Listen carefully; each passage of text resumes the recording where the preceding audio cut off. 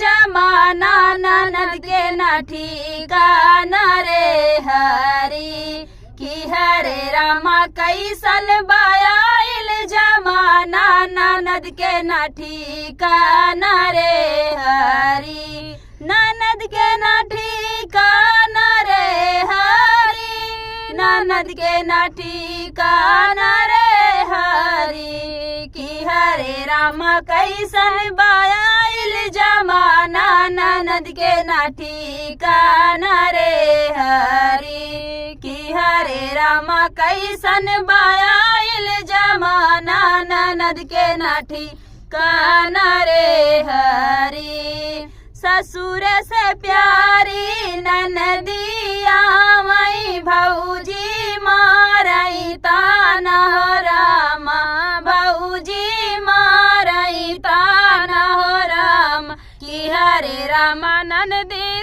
कि हरे नंदी कहिया छूटी रोज के आना जाना ननद के ना ठिकाना रे हरी कि हरे नंदी कहिया छूटी रोज के आना जाना ननद के ना ठिकाना रे हरी कि हरे रामा कैसन बायाइल जमाना ननद के ना ठिकाना रे हरी कि हरे रामा कैसन बायाइल जमाना ननद के ना ठिकाना रे हरी अपन बलम बिना जवन बनाए जय मई ननदी रोजाना रामा जय मई ननदी रोजाना रामा कि हरे नंदी कैले तू है गुजारा ननद के ना ठिकाना रे हरी कि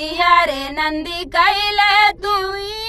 गुजारा ननद के ना ठिकाना रे हरी कि हरे रामा कैसन बायाइल जमाना ननद के ना ठिकाना रे हरी कि हरे रामा कैसन बायाइल जमाना ननद के ना ठिकाना रे हरी अपन बलम बिना से जिया लगाए ननदी सोई रोजाना रामायण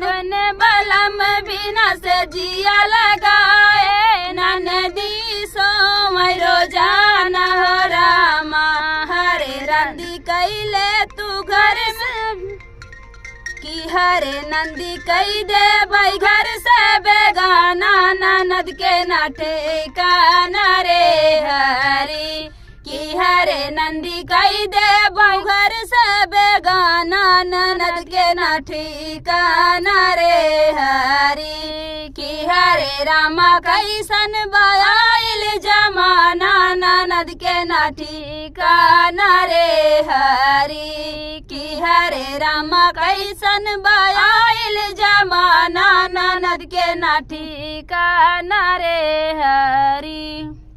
तो फ्रेंड गीत कैसा लगा कमेंट बॉक्स में बताना। फिर मिलते किसी नए गाने से, तब तक के लिए बाय बाय दोस्तों। और आप लोग से रिक्वेस्ट है उर्मिला दीदी के चैनल को ज़्यादा से ज़्यादा सपोर्ट करिए और ढेर सारा प्यारा आशीर्वाद।